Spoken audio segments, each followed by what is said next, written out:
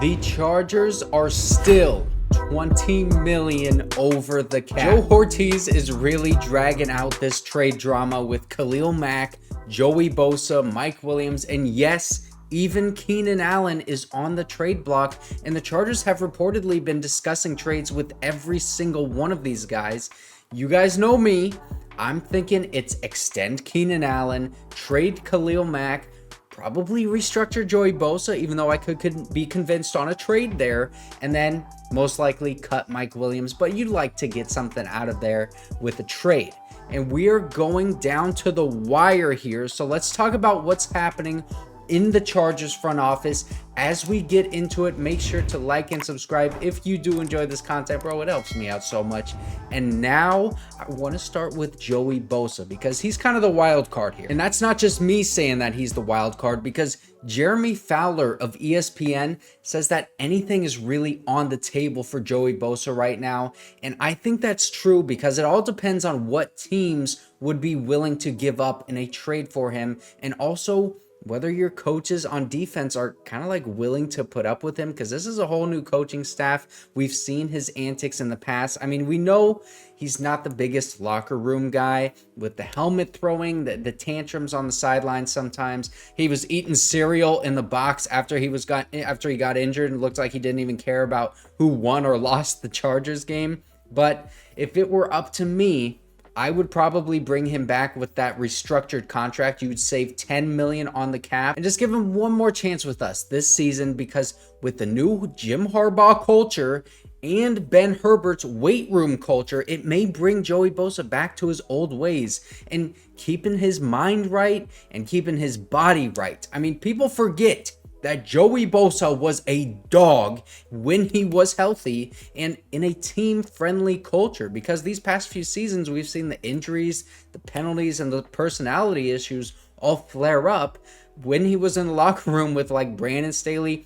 Didn't really happen with Anthony Lynn, but these past few years with Brandon Staley specifically, we've seen these issues. Jim Harbaugh could be that kind of guy that keeps Joey Bosa's head right and focused on playing football to the best of his ability while staying out of trouble. And then Ben Herbert, he's going to provide that same kind of culture to this team, except he is going to keep you healthy and focused on football to have your body feeling 100%. And those are two things that Joey Bosa really needs. He needs to stay healthy and he needs to keep focused on football. And because of that, it's kind of tough for me to see some team trading for him with the cap hit that he has and give the Chargers something that I think would be worth moving on from him.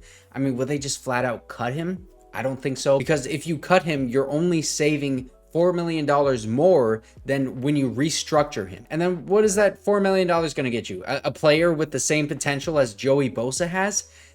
I don't think so. And that's why I expect a simple contract restructure or a trade with the 49ers, because they really want to pair him up with Joey Bosa. Brandon Staley was also just hired by the 49ers as well. So let's not act like this is impossible or not likely, because I could totally see this happening. Joey Bosa has said in the past that he wants to play alongside Nick Bosa in the NFL. And this is a perfect opportunity to do that. It's not really up to him, but right now it is the perfect time to trade him for both the Chargers and for the 49ers. All the connections are there. It would be a great fit for them. I think they'd need to offer like a 4th round pick to make this happen, and then maybe a conditional pick on day 3, like a conditional 6th or 5th, maybe even a 7th. But anything under that, I think Joe Hortiz is saying, nah, I'm good. I'm going to see what we got in Joey Bosa for this one more year, just in case. And then also, what if Joey Bosa didn't like Brandon Staley and he doesn't want to go play for Brandon Staley so much that he's willing to not go and play with his brother Nick Bosa in San Francisco just to avoid Brandon Staley? I mean, that is a possibility too. I don't know. Now, Khalil Mack has been getting the most heat in the trade market That is no surprise, man, because he was one of the few elite edge players in the NFL last year, and any contending team would love to add him, especially because he's entering the last year of his contract. So if he doesn't perform this upcoming season because, maybe he just falls off a cliff because of his age, he's 33 years old, he's entering that last year, so you have no further commitment to him. The longer this goes on, though, the less I think the Chargers are likely to get in a trade, because Diana Rossini of The Athletic reported that teams are kind of playing chicken right now, waiting to see what the Chargers are going to do, because they know that the Chargers are going to have to get rid of some of these big name guys, and they might just end up cutting them, and teams would rather play the free agent market than play the trade market. I mean, why would you give up picks for a player that you know is just going to be cut if you don't trade for them? Well, you would want to do that if you want to have that security and you're not going to try to outbid these other guys in free agency. I think that some team is going to come forward and secure Khalil Mack in a trade and not risk him going somewhere else in free agency. So look for the Packers, who have Derek Ansley, the Chargers defensive coordinator last year. There's that connection. It also makes sense for them. They're a competing team in the NFC.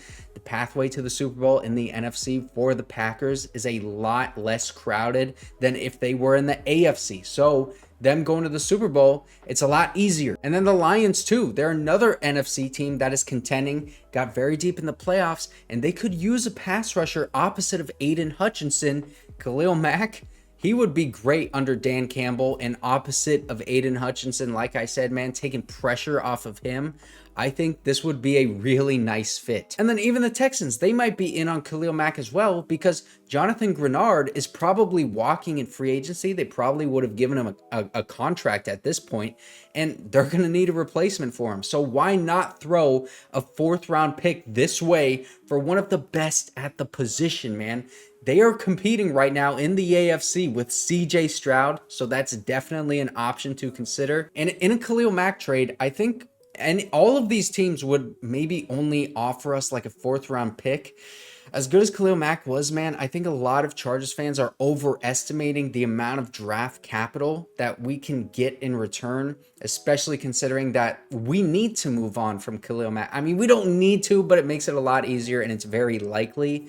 The Ravens to trade for Khalil Mack, man, like they make moves like this all the time, and Joe Hortiz knows those guys really well, so it just seems like a perfect trade made in heaven. I also think the Niners might be in play for Khalil Mack as well, because of the same reasons with Joey Bosa. Brandon Staley is there, but I think also if the Niners make a trade with us for anybody, then it would have to be Joey Bosa, right? I mean, that just makes too much sense over there. And I was floating that idea around in my videos for like 2 months now about Joey Bosa being traded to the Niners. But again, the price would have to be right for it to happen. So we'll see. But Khalil Mack, I think he's definitely going to be traded. I think look out for the Ravens maybe, man, for a 4th round pick. And then again, maybe a complimentary pick later on in the draft in like the 6th round. And then Mike Williams is another guy that I think the Chargers have been really trying to trade for a while now, but no one has bid on their asking price, and they will probably just have to cut him unless they can get some team to trade like a conditional late round pick. The cap hit, though, I think it's just too much for a team to take on. We know about the ACL injury last year. He's close to 30, but if any team does trade for him, I would say look out for the Jets, because they need a jump ball guy opposite of Garrett Wilson for Aaron Rodgers. I think that would be a great fit for Mike Williams, but they might not want to take on that contract. Like I said, that's the biggest obstacle for a Mike Williams trade.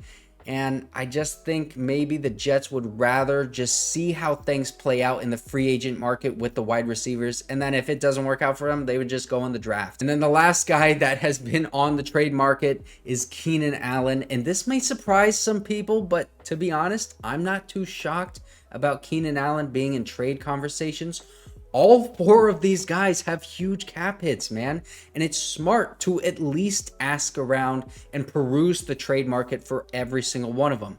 Just because the Chargers have had trade talks does not mean that they are likely to trade him. I mean, Keenan is going to be a Charger, and he is going to get extended this offseason. I'm so sure of that, because I am sure that the asking price for him was higher than teams want to give up. I mean, I'd be asking for like a second-round pick and then a fourth-round pick on top of that in this year's draft for Keenan, because Jerry Jeudy just went for a fifth and a sixth.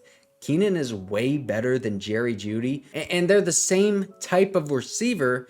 But I get that Keenan Allen, he is much older, but come on now. He's going to be a great wide receiver for the next few years. And in order for me, if I'm in charge of the Chargers, in order for me to take Keenan Allen away from Justin Herbert, you're going to have to give me a lot. It's going to have to be a second and a mid-round pick. You're going to have to wow me in a trade in order to take Keenan away. So that's why I expect Joe Hortiz to extend him. But he's listening just in case he gets wowed by some team. And it's probably not going to happen. Also, I am giving away a PS5 Spider-Man 2 edition. It finally came in the mail. But if you want to enter the giveaway, all you have to do is use my sign-up link in the description and create an Underdog account with my promo code McLane. That is MACLANE. And you have to deposit at least $10, and you will get your deposit matched up to $100. You don't have to spend any money if you don't want to. You don't need to make any plays, but you do have to deposit $10 to be entered in the PS5 giveaway. This helps support me so much, and I bought this PS5 with my own money. I can't wait to give it out to one of you guys. Thank you so much for watching. And if you didn't see my video on Friday, a few days ago, you can click right here